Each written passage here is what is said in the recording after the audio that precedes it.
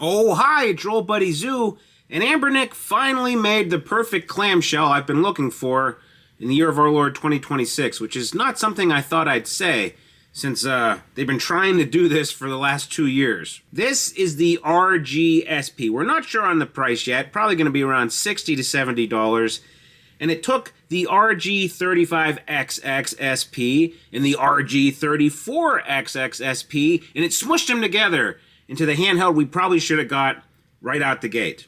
And in a market where companies are always trying to add something, even if it doesn't need it, Anbernic went ahead and they subtracted something. They subtracted specifically the 2 sticks that were on the 34XXSP. And I think it's actually a pretty good move. So we're going to go through this thing piece by piece, the screen, the buttons, the hinge, the whole shape of the thing. And instead of running Pokémon Emerald at you for 12 minutes, we're doing it with tactical RPGs, because a grid tactics game needs a D-pad and some face buttons and nothing else. And also because the Game Boy Advance is a treasure trove of tactical RPGs, ranging from medieval times to mechs. And if I'm going to show off a Game Boy Advance SP clone, I might as well pick a good genre to go with. Hi, I'm Zoo, and I'm a TRPG-aholic.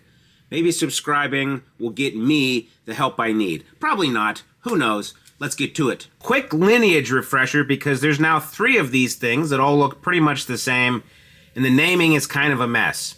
First off is the RG35XX SP. It came out in June of 2024. It's chunky. It has a very Game Boy Advance SP silhouette. It has a 3.5-inch screen. It's 4x3. There's no sticks. And people loved it. And it was what, 60, 70 bucks? And it punched way above that. It wasn't perfect, but this form factor is really out of sight. It also came in a ton of colors, and I own most of them. I have a problem. And then you have the RG34XXSP. This came out spring, summer of last year. Same chip, but they went to a 3.4-inch 720 by 480 panel, which is a clean 3x pixel-perfect upscaling for Game Boy Advance. And then, for reasons nobody has ever really adequately explained, they added 2 analog sticks. It also has this 5-head actually, an enormous top bezel that makes it look, I don't know, permanently surprised. And now we have the RG SP, which is Anbernic finally putting those 2 halves together. It has the 34XX SP screen, which again, 3.4 inches, 720 by 480. It's still that 3x pixel perfect Game Boy Advance. All of that in a body that's about 10% thinner. The top bezel is cut down about 25%. And the RG SP has 90% newly molded parts. And, oh, by the way, you may notice no sticks. These new ones come with metallic paint. There's a little acrylic badge on the lid, just like the original Game Boy Advance SP. And they come in 4 colors: platinum, graphite, pearl blue, and pearl pink. They're the 2003 Game Boy Advance SP colors, and Anbernic knows exactly what they're doing. And they even gave it a real retail box this time. It's white and red. There's a picture of the device on the front. I like this one a lot. And this isn't included with all of them, but they did send me their leather Link to the Past style just carrying pouch. You can mount it with straps. They really need to put a belt thing on the back so I could have peak early 2000s, just walk around with this holstered, but it's pretty cool. The chip on here is the H700, again, for like the 15th time now. It's the same as both of the others, and it's running Anbernic's 64-bit Linux build. So performance-wise, if you used any of the XX line, you already know this device. Nothing here is faster. And by the way, this ships with just 1 gig of RAM. Now that's important because the 34XXSP launched with 2, and then Anbernic quietly cut it back to 1, in January? They didn't touch the price, which is kind of scummy. You think maybe you get a little bit of a discount. So this isn't necessarily a downgrade from the current 34XXSP. It's a downgrade from the one you bought last summer. It doesn't matter at all for Game Boy Advance, or honestly for pretty much anything this chip can actually emulate, but the Portmaster people are probably going to be mad. Let's talk about the screen. It's 720 by 480, it's 3.4 inches, it's IPS, and it's fully laminated so the pixels sit right up against the glass. Game Boy Advance is 240 by 160, so like I said before, that is exactly 3x integer scale. There's no scaling artifacts. There's no shimmer when the map scrolls. There's no glitches. It's just pixel perfect. The screen itself has a very good range between dark and bright. And there's a shader on by default that kind of emulates the original Game Boy Advance experience, and it does mute the colors down a little bit. If you really need to, you can remove this and eke out a hair more brightness, but I'd only really do that if you're trying to play this at the beach like a crazy person. And even though this is the same panel as the 34XX SP, because they cut the forehead down, the screen is now centered in the middle of the lid instead of wedged down. And the whole screen, it just kind of reads as bigger. It isn't, but it stops looking like a 5-head just because the screen is centered better. I'm running Blazing Blade here, by the way, or just Fire Emblem if you discovered this in 2003 like I did.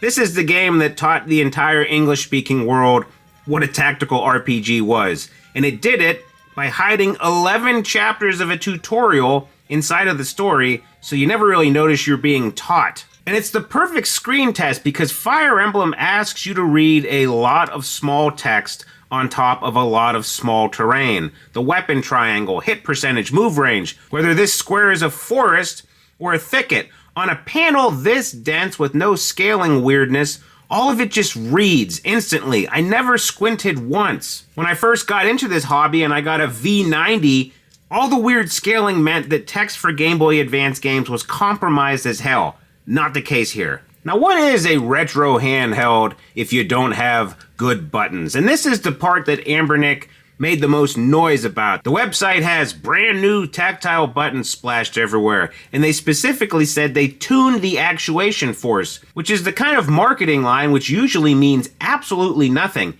Except it doesn't mean nothing here. Outside of the slightly clicky micro switches on start and select, and your even quieter shoulder buttons, you're dealing with dome switches under the D-pad and the face buttons. For the D-pad specifically, it is 4 separate presses. And the good news is they got the domes right. There's short travel. There's an actual break point instead of that long, mushy squish you get on cheap devices. You feel each direction precisely. It's a tack driver. Face buttons are the same story, and when you press them, they come back up quickly and quietly. Let's take a listen. Compare that to start and select. This is a marked improvement from the original 35XX SP production runs. These ones, like I have here, were very stiff, and even a broken-in unit feels noticeably different than this brand new RGSP. Now, this never bothered me on the first run, and they've been gradually fixing it, but it's great to see that a brand new unit right out of the box follows that trend. Now, let's show you what the difference is. This is the 35XX SP version 1. This is the SP. It is a significant difference. And speaking of face buttons, here's an important thing. On the 34XX SP, these sticks sat right where the heel of your thumb wanted to go. They were always there. On the RGSP, the space is just empty space. Your thumb sits underneath the D-pad. There's nothing else in the way. We're playing Sacred Stones because Sacred Stones is a test for how much cursor movement a Fire Emblem map actually involves. You're not pressing a direction. You're pressing a direction 40 times in a row while you're counting squares on a grid. And Sacred Stones is also the one I would hand to an adult with a job. It has a world map, there's free skirmishes, you can level up. It lets you fix your mistakes, which sounds like it should ruin Fire Emblem, but instead, it makes it the entry you'll actually finish. For our fourth segment, we're going to talk about the hinge. Now, I have a ton of the XX clamshells. I mean, these aren't even all the ones I have. I've also given away probably 6 or 7. None of mine have broken hinges. None of the ones I've given away as gifts have broken hinges. You'll come across some pictures on Reddit, but in the grand scheme of things, Anbernic stole, they borrowed a solid Nintendo design, and it's been hyper reliable. So why mess with success? Well, they really didn't. This dual alloy hinge holds at like 2 or 3 preset standards. On my desk for filming, I want it almost flat. When I'm in the car or laying in bed, I wanted it nearly 90 degrees. Looks like a little laptop. It holds both of them and in between without too much creeping or too much flopping. And the close is the good part. There's magnets in both halves now, so the lid pulls the last few degrees shut by itself, and it lands with that soft click. And then that hall sensor magnetically tells it, turn the screen off, and it's in sleep mode now. Open it back up, turns back on. Close it, goes back to bed. Bed goes up, bed goes down.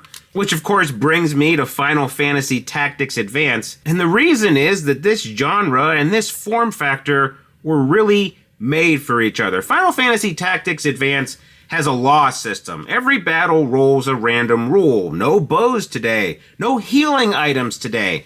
And if you break the rule, your unit goes to jail. People have been arguing about whether that's brilliant or terrible for 20 years, and I'm not going to settle it right now in an RGSP first look video.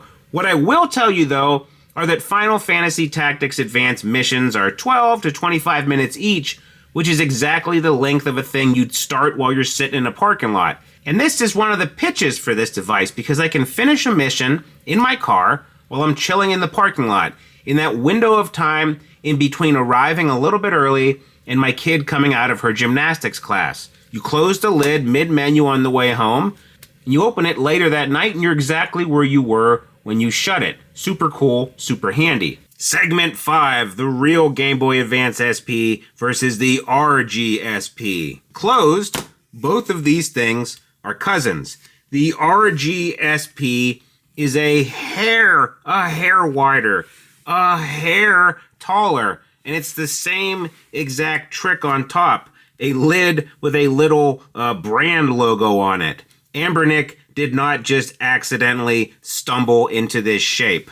Now when it comes to thickness, the original Game Boy Advance SP wins. It's thinner. Nintendo had a battery and a cart slot in there and nothing else. But the RGSP itself is 10% thinner than the closest one we had, which was the 34XX SP, and that 10% makes it a lot closer to the original. That 10% moves this from going in your coat pocket to your jeans pocket. We mentioned before there's 90% new molded parts, and you can really feel where the money went. The seams are tighter. The lid doesn't flex when you grab it wrong. The metallic finish is still actually plastic. No one has shipped a real metal one yet. Max, are you listening? RGSP hammer? Anyone? But this plastic RGSP has some depth to it instead of that chalky matte thing that Anbernic usually does. When it comes to the hinge, Nintendo won this one in 2003 and everyone's really just been chasing that dragon ever since. The original has 2 hard stops. It's decisive and it's still tight. 23 years later. The RGSP will click at those same 2 spots, but it's also going to hold at a couple of intermediate spots as well, which is honestly pretty useful on a brand new device. Plus, the magnet on here secures it with a satisfying tactile click. It's really just 2 different philosophies. Nintendo is more of a light switch, and the RGSP is, I don't know, kind of a dimmer switch. When you compare the screens, it's not even close. The original Game Boy Advance SP is 240 by 160. And even with a modern panel in it, and I did put a modern panel in this one, so this is about as good as it's going to look, it doesn't look like this. This is 720 by 480, 3 times the resolution. That's it. That's the whole ball game. The screen wins, obviously, and it should. It's 2026. Come on. When you get to the buttons, I think Nintendo wins. The RGSP dome switches are good, and they've clearly tuned them compared to previous versions, but the original SP's face buttons, they have a feel to them, and it's something that I haven't really felt on anything out of Shenzhen yet. And then speaker and headphone jack. This is a draw. I think the forward-firing central speaker was a great choice by Nintendo, and Anbernic did too. But you know what Anbernic did improve on? Headphone jack on the bottom, where it's supposed to be. And kudos to them for even including a 3.5 jack. That's not the norm anymore. And by the way, I've been showing off Rebelstar Tactical Command, which is one of the best kept secrets on this system. The guy who created XCOM made a Game Boy Advance game in 2005, and it's pretty solid, if not compromised, by dint of being released on a handheld in 2005. Anyway, that's a comparison with the original. I think the OG SP is amazing to have, and even really to upgrade in 2026. But the RG SP is a better way to play the games. I'm keeping both, obviously, because again, I have a problem, but the decision is up to you. Another thing about this device, just like the 35XX SP and the 34XX SP, is the just cool feeling that this is a modern Game Boy Advance SP. I just did an IPS swap on this thing. That's why you can actually see the games. And when you're taking this apart, there's a moment where the shell is open, the ribbon's out, and you're just looking at a bare motherboard, thinking about what else you could do to it. Which is a great time to talk about who's sponsoring today's video. It's PCBWay again, and this is a brand new replacement motherboard for a Game Boy Advance SP, AGS CPU 11, the exact board revision and the thing I just took apart. A guy in Germany named Old Dirty put it up on PCBWay's shared project page for free. Here's the chain of custody, because it's a very niche hobbyist story. Someone named Gecko reverse engineered and then published the original SP schematics. I'm assuming it's a man, but maybe it's just a very smart lizard. Then someone named Marinica turned those into a board, and then Old Dirty cleaned it up. They fixed the board outline, they redid the routing, redid the ground planes, and then they added one thing I want to point out specifically. They added a Q12B test point right next to the ribbon connector for no other reason than to make IPS screen installations a little bit tidier. Somebody laid out a whole motherboard, and then they went back in and moved the test point so that the mod I did last month would be slightly less annoying for the next person that tries it. That's cool as hell. My motherboard works, so I haven't ordered one yet, but if you do need one, you can get it bare or pre-assembled, and all you do is pull the chips off your dead donor board, and you pick the color. So if you've ever wanted a Game Boy with a neon purple motherboard no one will ever see, that's a thing you can do. That's what PCBWay is for one board or 1,000. They do the assembly, and the turnaround is fast as all get out. Thanks again to PCBWay for sponsoring this video. Now I want to talk about how Anbernic removing something actually made it better. You will notice that the 34XX SP had analog sticks, and this one doesn't. What gives? Well, what gives is that Game Boy Advance games need a D-pad, 2 face buttons, and some shoulder buttons. That's all you need. They added 2 more face buttons so you can play other systems, but those same systems only occasionally have use for 1 analog stick. Very, very rarely do they need 2. And I'm going to be honest about my own experience here. I've had this 34XX SP for over a year. I've used the sticks on it for a tactics game 0 times, not rarely, 0. Overall, I used them maybe once or twice if I was messing around with an arcade game and wanted to simulate a joystick, but in 99.99% of situations, they were pointless for me. Honestly, they were less than pointless because they got in my way. And the tactics game for this segment is Advance Wars because it kind of exemplifies the stickless idea. This game has no increasing stats, no equipment, no complicated story beyond this color shirt is fighting a different color shirt. It's terrain and unit matchups and a D-pad. I've put a genuinely embarrassing number of hours into Advance Wars, and never once have I wanted an analog stick. One of the reasons this device feels right isn't that Anbernic added something. It's that they took something away that wasn't working. Now let's talk about performance and connectivity.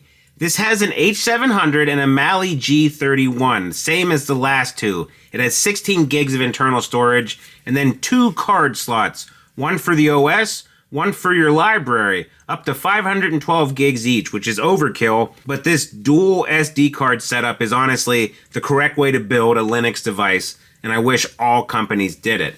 It has Wi-Fi 5, both bands, which means speedy sync thing and SSH from your PC or your phone. It's got Bluetooth 4.2, HDMI out, and if you're on a TV, you can pair controllers to this on Bluetooth.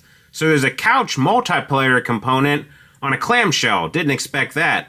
And if you have local friends, there's local wireless between units. Speaking of 2 things in the same room, in November 2006, on a system that was already effectively dead, Atlus released 2 enormous tactics games on the same day. You started out with Super Robot Taisen, original generation 2. This is a 40-plus hour game. There's deep mech customization. There's attack animations that turn a glorified spreadsheet into an anime every time you shoot your gun. It is a batshit crazy amalgamation of like 6 different mech anime plots, and yet it still somehow works. And then Yggdra Union came out later that same day from the same publisher, except it is much weirder. It's card driven. You play a card, and then the card decides how far your whole army moves and what it could do that turn. And combat resolves as like a scrolling brawl you really only partly control.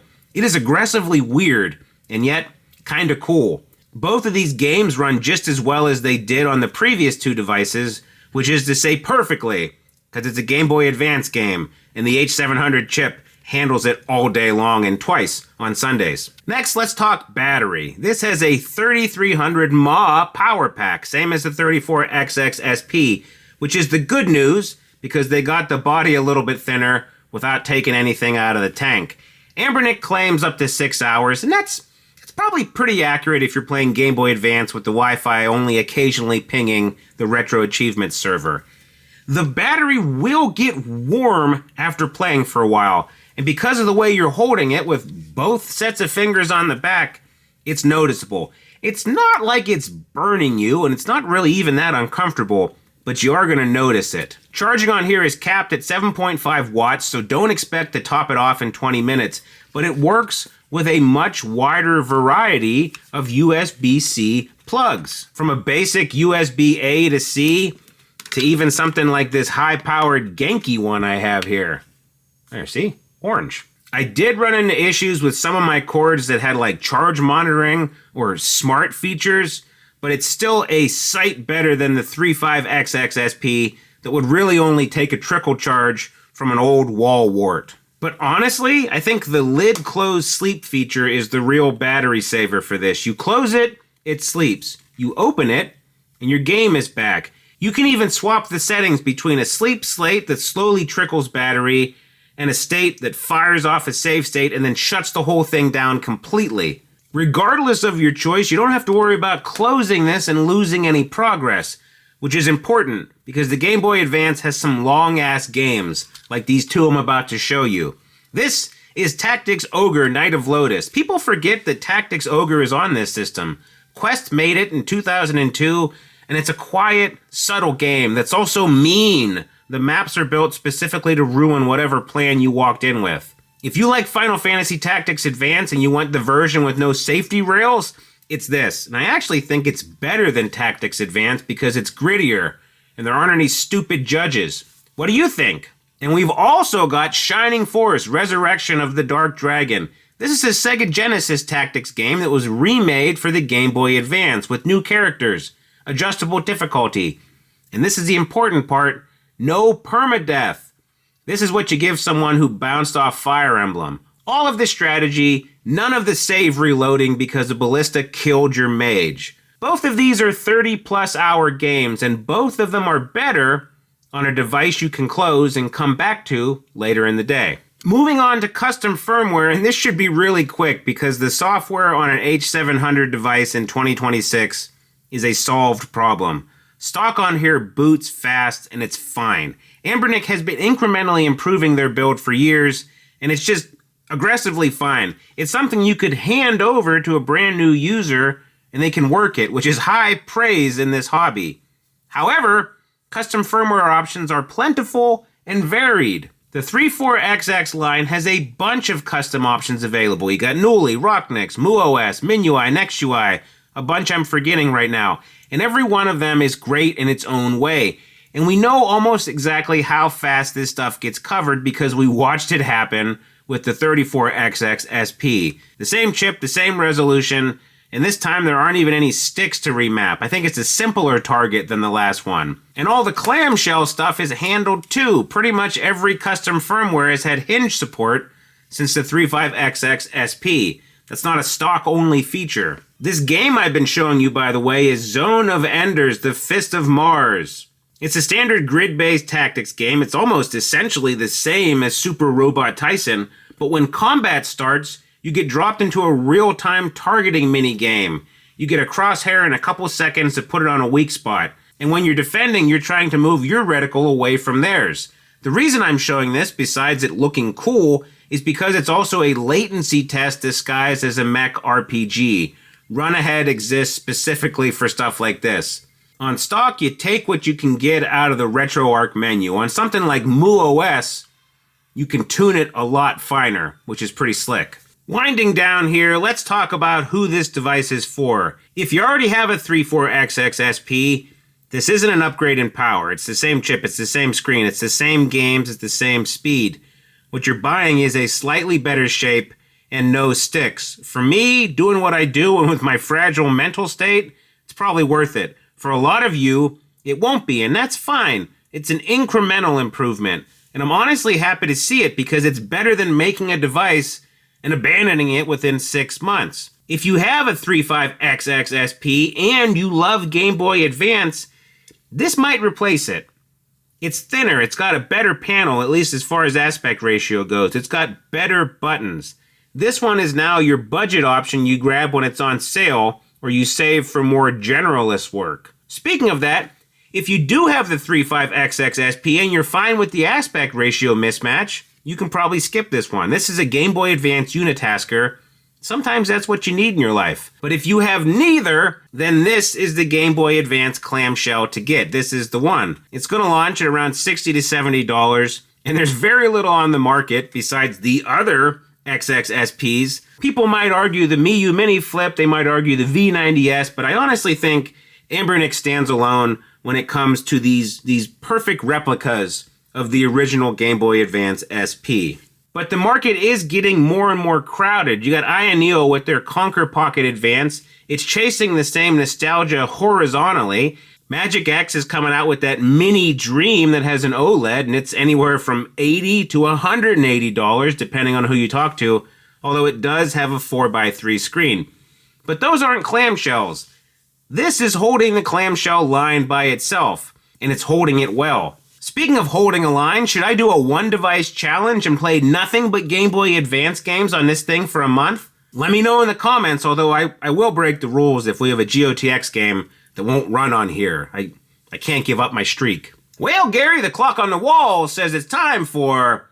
What did we learn? We learned that a grid and a D-pad is a complete gaming system. Anything beyond that is optional. We learned that Anbernic took 2 swings at this shape before they finally landed it, which is honestly 2 more swings than most companies get. And we learned, according to Gary, that they didn't remove the analog sticks for design reasons at all. The suppliers ran out, and that whole pure joy of the 2D golden era thing got written afterward in a meeting. Gary, you're not supposed to share that. Max explained that to us in confidence. If this video gave you confidence in me, or maybe not, remember to like and subscribe and hype and all that jazz. You know what to do. And subscribing does 2 things for you. First, you get a little heads up when we get something new and drop a video on it. And secondly, it adds to our growing subscriber count. Right now we're at, what's that? Right now we're at, what's it say? 94,500. And we really want to hit 100K soon. And remember to comment your video ideas after you subscribe too. I imagine we're going to get some doozies for our special episode. Anyway, thanks for watching, and we'll see you on the next one. Goodbye.